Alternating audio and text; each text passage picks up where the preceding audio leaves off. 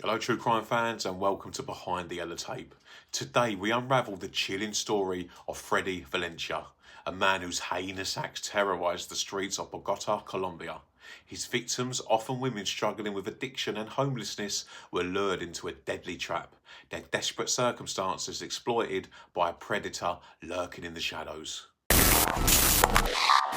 Fredy Valencia, also known as the Monster of Monserrate, operated in the foothills of Monserrate, a prominent mountain overlooking Bogota.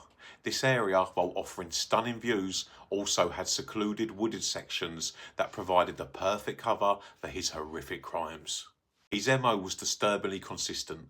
He would approach vulnerable women, often offering them food, illegal substances, or a place to sleep, preying on their immense need and trust. One of the most harrowing accounts involves a victim identified in reports only as Claudia.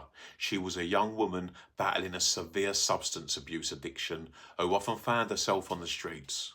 Valencia encountered her in late 2012, feigning concern and offering her a small dose of illegal substances in exchange for her company.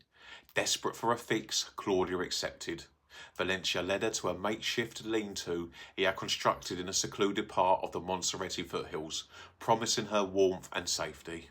Once inside his crude dwelling, the pretense of kindness vanished. Valencia, described as having a quiet, unassuming demeanour, would transform.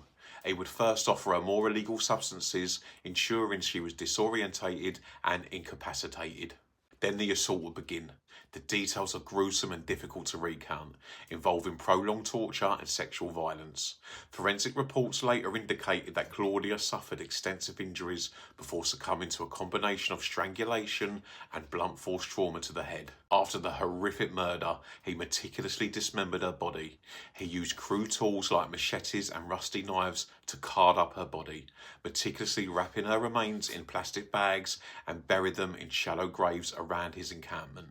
The rugged terrain and the dense undergrowth provided natural camouflage, making discovery incredibly difficult.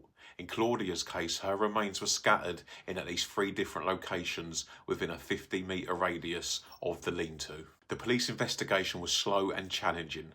The victims were often marginalised individuals with little connection to conventional society, and their disappearances often went unreported or were not prioritised.